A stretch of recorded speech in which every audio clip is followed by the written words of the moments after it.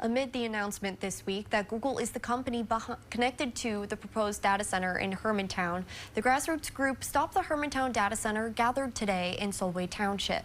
There was a clear tension at the town hall meeting tonight, particularly frustration toward local politicians and their lack of action, some suggesting to take their concerns to the state capitol themselves. One local commented on a solution being to move the data center to a more industrial part of the state instead of a rural town like Hermantown.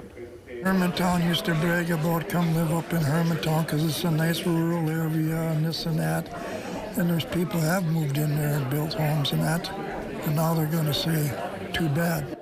Northern News Now was allowed to stay almost a full hour into the meeting until our reporter was asked to leave for the remainder of the time.